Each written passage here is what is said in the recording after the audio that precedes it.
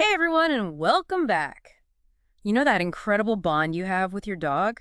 Well, we're diving deep into that today. Yeah. Yeah, we're taking a look at this popular YouTube video called 12 Scientific Ways to Get Your Dog to Love You the Most. Mm, And get this, it's actually based on real scientific studies. really? Yeah. That's so interesting. There's actual research on how much dogs love us. I know, right? I was surprised too. Who knew people were so invested in figuring that out? So we're going to have some fun today, breaking down all that science behind those puppy dog eyes and all that affection. I'm excited. I'm super curious to see what they found. Okay, well, first up, let's talk about physical affection. Oh, like petting. Exactly. All that cuddling and kissing we love to give our pups. Yeah. Well, it turns out it's not just good for our hearts. Like, literally, there's a measurable impact on our dogs, too. Oh, wow. So there's this one study, researchers wanted to see what happened to dogs' oxytocin levels, the love hormone, when their owners kissed them. Well, they found that the more kisses a dog got, the higher their oxytocin levels were. Really? So basically, all those kisses are actually telling our dogs we love them. It really seems that way. I love that. And it's not just kisses. There was another study, this one in South Africa, where they paired up dogs and humans and had them spend time just petting each other. Okay. And the results were pretty cool. Not only did the dog's oxytocin levels increase, but so did their dopamine and other happy hormones, and their blood pressure went down. Wait, so you're telling me that petting my dog is good for both of us? I know, right? I'm already feeling calmer just thinking about it. Like a spa day for both of you. Exactly. But why, though? Like, what's happening in their brains that makes petting so powerful? So it's probably a combination of things. Like petting likely releases endorphins. Which are mood boosters. Yes. And they also have pain-relieving effects. And then on top of that, physical touch can also lower levels of cortisol. Which is the stress hormone. Exactly. So less stress and more happy hormones. It's no wonder dogs love being petted. And why we love petting them. It seems like petting, or just physical touch in general, is a really important way to connect in any relationship. It's like a universal language of care and affection. That makes me think about how people always say you can see the love in a dog's eyes. Oh, yeah, for sure. Is there any science behind that, though? Actually, yeah, there is. There was a study done in Japan, and they looked at what happens when dogs and their owners just stare into each other's eyes. Oh, wow. Yeah, and get this, they found that both the dogs and the humans had a spike in their oxytocin levels when they did that. Really? So just gazing into my dog's eyes is making us both feel more connected. It seems that way. That's amazing. How much of a spike are we talking about, though? Like, was it a little blip or a big Wow, one? it was big, like a really big jump. Wow. In the dogs, their oxytocin levels went up by 130%. Wow. But for the humans, get this, their oxytocin went up by 300%. 300? That's insane. I know, right? That really makes it seem like there's something special happening with that eye contact. Oh, for sure. And another interesting thing is that this oxytocin surge is very similar to what happens between human mothers and their babies when they make eye contact. Oh, wow. So it's like that same kind of deep connection and bonding is happening between us and our dogs. It's like they're our furry babies. Exactly. Okay, so we know dogs love cuddles and eye contact and all that good stuff. Yeah.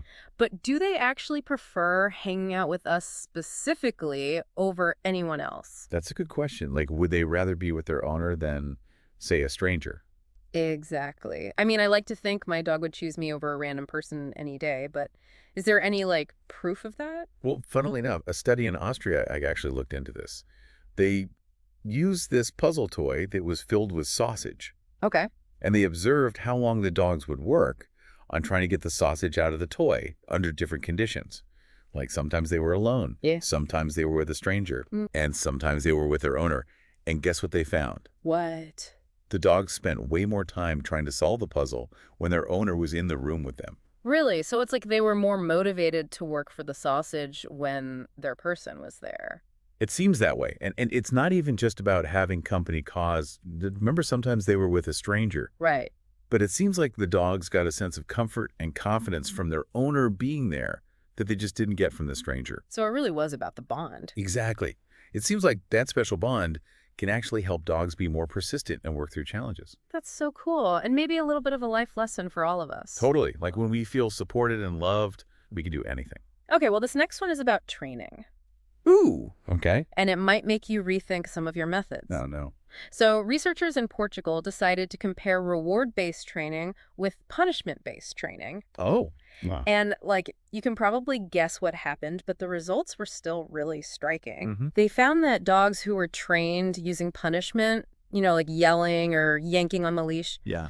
well, those dogs didn't just feel stressed during the training itself. They actually seemed more pessimistic overall, like even when they weren't being trained. Oh, wow. So, like, it affected their whole outlook. It seems that way. Yeah. It's like if you're constantly being criticized or punished, it just makes you feel worse about everything. Exactly.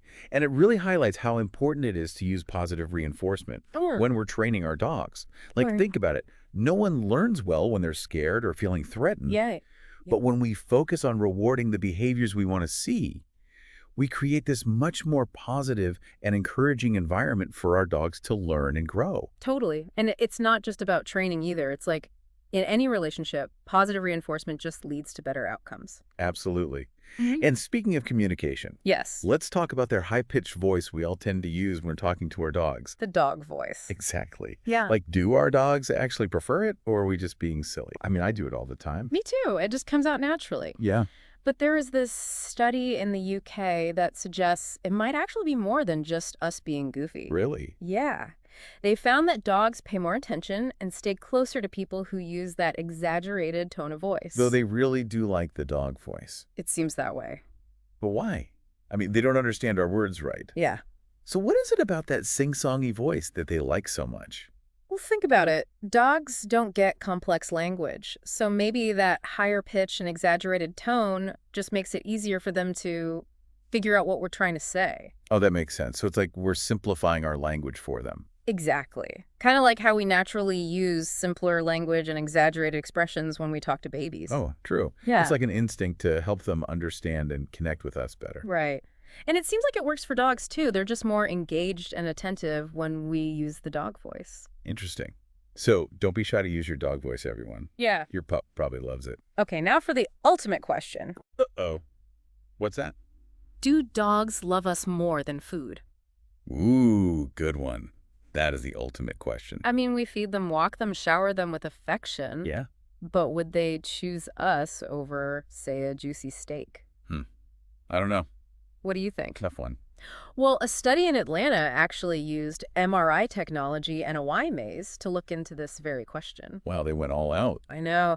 So the researchers basically found that dogs seem to fall into two distinct camps: food motivated Okay. and people oriented. It's like they have these different personality types. So some dogs are all about the treats and others are all about their humans. Exactly. I wonder how they figured that out, though. So they used this Y maze, which is like a maze shaped like a Y. And at the end of each path, there was either the dog's owner or a bowl of food. So they had to choose. Yep. That's a tough choice. I know, right?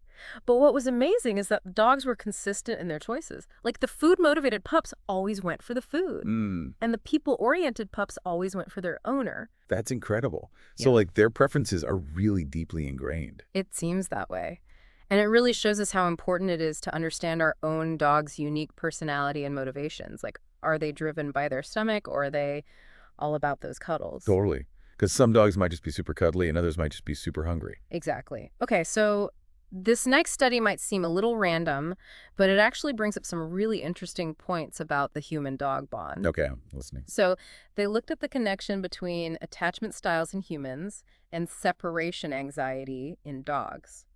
Like, have you heard of attachment styles before? Yeah, a little bit, like how people approach relationships and stuff. Exactly. So there are different types of attachment styles, and some people are more avoidant, meaning they're not as comfortable with like intimacy and emotional closeness. Oh, okay. So the researchers surveyed over 1,500 dog owners, and they found that dogs whose owners had an avoidant attachment style were more likely to develop separation anxiety. Oh, wow. I know, it's a little surprising, right? Yeah, I didn't expect that. Yeah. So, like, our own emotional baggage can actually impact our dogs. It seems that way. It's like they're so tuned in to our moods and our energy that it rubs off on them. So being aware of our own emotional well-being is actually super important for our dog's happiness. Wow. That's pretty profound. Like, it's a two-way street. We're not just taking care of them. They're also influencing us. Totally. It makes you think, are we doing things without realizing it that might be stressing our dogs out? Exactly. And what can we do to make sure we're creating the best possible environment for them to thrive? That's a great point. Luckily, we have a lot more to unpack in our deep dive today, so stay tuned. Can't wait. It's pretty amazing how much we can learn about our dogs from these studies. Yeah. Like even the subtle things, like we were talking about the dog voice earlier. Yeah. It seems like dogs really are more tuned in when we use that high-pitched tone with them. Right. But is it like necessary though? Or is it more just a fun thing we do because it makes us feel closer to them? Well, I mean, remember that UK study we were talking about? It seemed like it was more than just a fun quirk. Oh, yeah. Yeah. The dogs in that study didn't just pay more attention to people who used the dog voice. Hmm. They actually stayed closer to them, too. So maybe it actually makes them feel more connected to us. It could be. I guess it makes sense when you think about it from their perspective, like they don't get all the nuances of human language. Right. So maybe the simpler words and that exaggerated tone of the dog voice just helps them understand us better. Yeah, exactly. Like, we're stripping it down to the basics for them. And it's kind of like how we talk to babies, right? Oh, totally. Yeah. We use simpler language and bigger expressions with them, too. Yeah, it's like instinctual. Yeah, I think it is. Like, we just automatically adjust our communication style to match who we're talking to. And it seems like it works for dogs too. It does. They're just more engaged and more responsive to that dog voice. So don't hold back on the dog voice, everyone. Let it out. Okay, I want to go back to something we talked about earlier, the different training methods and how they affect dogs. Oh, yeah. That study comparing the reward-based training and the punishment-based training, it was pretty intense. It was. And I just think it's so important for people to understand that using punishment can have some lasting negative effects on dogs. Oh, for sure. It's not just about getting them to do what you want in that moment. Right. It's about how it makes them feel long term. Exactly. And sometimes people get so caught up in wanting to be the alpha or the pack leader Oh, yeah? that they end up using these really harsh methods Yeah. that can really damage their dog's emotional well-being. And that whole idea of dominance theory in dog training?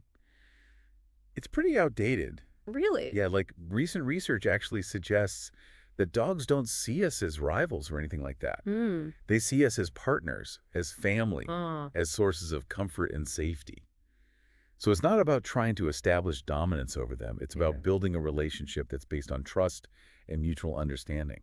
so instead of trying to force them to submit, Right. we should be focusing on working with them as partners. Exactly. And positive reinforcement is just a much more effective way to do that. Okay. By rewarding the behaviors we like, we can teach our dogs what we want from them without having to resort to fear or intimidation.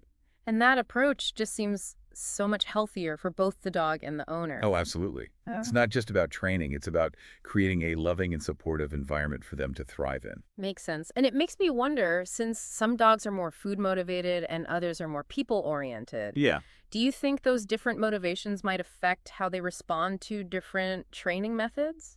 That's a great question. And I definitely think it's possible. Like if a dog is super food motivated, maybe using treats as rewards would work really well. Right. But if they're more driven by social interaction and affection, Yeah, maybe praise and petting would be more effective. exactly. So it all comes back to really getting to know your dog and what makes them tick. It's about figuring out what motivates them and what makes them happy. Yeah. And then you can tailor your training to fit their specific needs and personality. It makes training feel so much more personal and meaningful. It does. And so much more fun for both of you. Totally. And speaking of really understanding our dogs, Yeah. that study about the connection between attachment styles and separation anxiety was really interesting. Plus. The fact that our own attachment style, like something we might not even be consciously aware of, could actually impact our dog's well-being. It's mind-blowing. Right. It shows how connected we really are. It does. And it makes you realize that we're not just taking care of them, like they're also taking care of us in a way. That's a true partnership. It is. And it makes you think about all those little things we do, the ways we interact with them, and how they might be affecting them. Totally. It's a big responsibility. It is. But it's also such an amazing privilege to be able to share such a deep bond with another being. I agree. And it's something we should never take for granted. So true. It makes me think about that whole debate about letting dogs sleep in our beds. Ooh, yeah. That's a hot topic. I know some people are totally against it, but others swear by it. They say it makes the bond stronger. Interesting. So what does the science say? Does sharing a bed with your dog actually affect your bond? Well, there's definitely research out there that shows being physically close to our dogs can be a good thing. Oh, really? Yeah, like Dr. Baina Varbo. Who's that? She's a veterinarian, and she believes that sleeping with your dog can actually make both the dog and the human feel more trusting and secure. Oh, wow. So it's not just about being physically close. It's like the emotional impact too. Yeah, exactly. And you remember those happy hormones we were talking about earlier, like oxytocin and dopamine? Yeah. Well, some research shows that co-sleeping might actually boost those hormones in both the dog and the human. Really? So it's like a win-win. You get to cuddle with your pup, and you both get a nice little dose of happy hormones. So basically, cuddling up with your dog at night is like a recipe for happiness. Pretty much. Yeah, But of course, it's not quite as simple as just inviting them into bed every night. right. Like, it's probably not the best idea for every dog. Yeah, exactly. Yeah. Like some dogs might not be the best snuggle buddies. Like, what if they guard their resources or something? Yeah. Or if they have a history of aggression. Hmm. And it's not just the dog either. Like co-sleeping isn't for everyone. Sure. Some people just like having their own space. And that's totally fine. Yeah. So it's really important to consider your individual situation and what's best for both you and your dog. Makes sense. So, like, if you're not sure, it's probably a good idea to talk to your vet or maybe a dog trainer. Definitely. Okay, well, whether we share our beds with them or not, I think we can all agree that those little rituals of connection throughout the day are really important for our Oh, dogs. for sure. Like how we greet them when we come home. Yes. Like, that must make such a difference to them. It does. Even though those everyday interactions seem small, they actually play a huge role in our dog's emotional well-being. Didn't one of the studies show that greeting your dog with a combination of words and petting, like, really boosted their oxytocin levels? That's right. The Swedish study, yeah. They found that a nice warm greeting and some gentle petting actually lowered their cortisol levels too. Oh, wow. So it's like a double whammy of good stuff. Exactly. Hmm. Less stress, more happy hormones. It's the perfect way to welcome them home. And what about saying goodbye before we leave? Didn't another study show that that can help too? Yeah, the Italian one. They found that petting your dog before you leave can actually reduce their stress while they're waiting for you to come back. Wow, that's amazing. So even just a few minutes of quality time before we go can make a big difference to them. It really can. And it just shows how important those little acts of love and reassurance are. It's like we're giving them a little emotional boost to help them get through the day. Yeah, and it also helps create a sense of predictability for them. Like they know they can count on those moments of connection. It's like we're building a foundation of trust. So as we wrap up our deep dive today, Yeah. what are some of the big things you hope people will remember? Hmm. Well, I think one of the most important things is just understanding that the bond we have with our dogs is a lot deeper and more complex than we often realize. Absolutely. And that every dog is different. For sure. They all have their own unique personalities and needs and preferences. It's like getting to know a whole new person. Yeah. And the more we learn about them, the better we can understand their behavior and meet their needs. So we've talked about the power of physical touch, the importance of using positive reinforcement, the impact of our own emotions on our dogs. Yeah. And don't forget the dog voice. Oh, yeah. Let those dog voices out, people. Your dog will thank you for it. So there you have it, everyone. That was our deep dive into the amazing world of the human-dog connection. We learned so much. I know. I hope you all enjoyed it and maybe learned a few things about how to strengthen that incredible bond you have with your furry friend. Yeah. And remember, every dog is an individual. So keep learning, keep paying attention to their cues, and just keep exploring that amazing connection you share. Until next time, happy bonding.